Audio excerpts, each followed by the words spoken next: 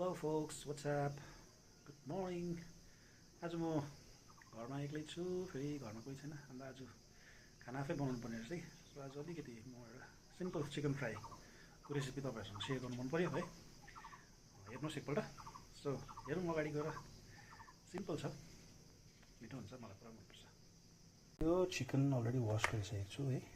अन्त अहिले म के गर्छु भने यसलाई म तपाईको प्लेटमा हाल्छु है।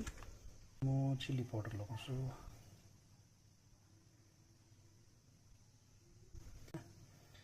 अनि अलिकति टर्मरिक, यो बस्तीको टर्मरिक हो, घरमै फलेको अर्ग्यानिक।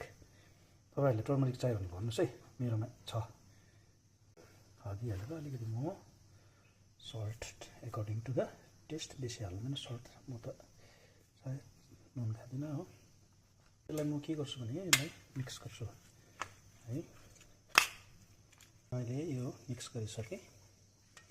मिक्स गरेर यसरी सो यसलाई राखिन्जेल चाहिँ म प्याज, टमाटर, लसुन काट्ने छु। यो हिट भयो। अब म मासु लगाउँछु यसमा।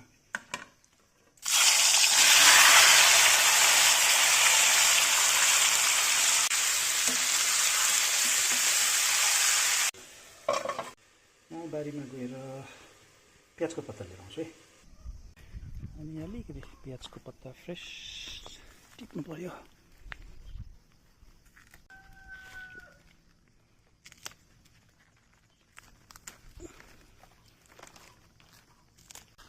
सो यति भए पुग्छ मलाई, जस्ट गार्निसिङको लागि मात्रै हो।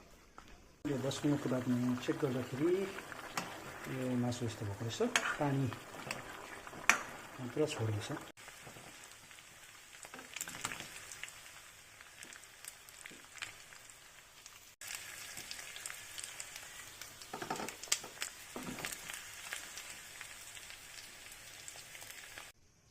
चिकन फ्राई भयो। अनि मैले यो अघि तपाईको प्याजको पात, टमाटर, अघि प्याजको पात बारीबाट लिएर आएको, यो अदरकको slices, this is garlic slice and onions.